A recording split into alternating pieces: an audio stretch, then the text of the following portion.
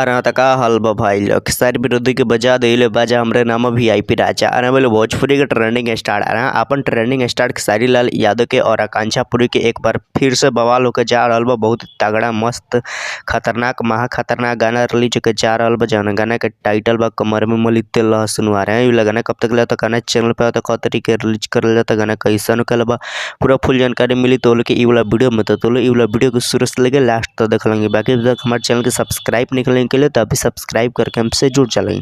तो भाई लोग तो लोग सबसे पहले बता दी कि यहाँ कमरे में मली तेल लहसुन गाने के लिखले के बा। तो भाई लोग ये वाला गाने के लिखले बन कृष्णा बेदर्दी आ रहे हैं। भोजपुरी के बहुत ही मस्त बहुत ही अच्छा राइटर हन और वही गाना के लिखले बनन कृष्णा बेदर्दी आ रहे हैं भाई लोग। बाकी ये वाला गाने के बतावल जाता है कि यहाँ बहुत ही मस्त बहुत ही बेस्ट खतरनाक महा खतरनाक गाना होकर बा खेसारी लाल यादव के और आकांक्षा पुरी के।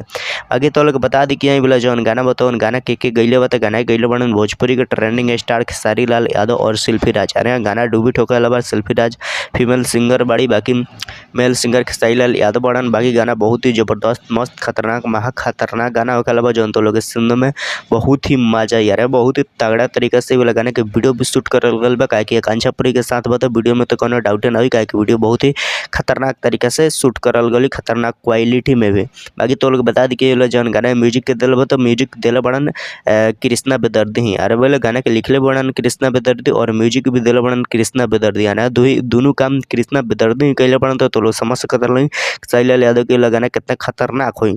बाकी तो लोग बता दी कि वाला गाना का मिस मत कर लें गाना के जरूर सुन लें। गाना बहुत ही बवाल बहुत ही बेस्ट खतरनाक महा खतरनाक होके अलावा। बाकी तो लोग के वाला वीडियो कैसा लगल अच्छा लगल तो लाइक कर लें चैनल के सब्सक्राइब कर लें वीडियो को शेयर कर लेकिन। बाकी तो लोग भी खेसारी लाल यादव को फैन बढ़ल लगिन तो एगो अच्छा से कमेंट जरूर करे लगे। बाकी तो लोग वाला गाना के सुने खातिर कितना एक्साइटेड बारह लगे तैयार पर लगे कमेंट करके जरूर बताइए। बाकी यहाँ तक वीडियो देखे खातिर बहुत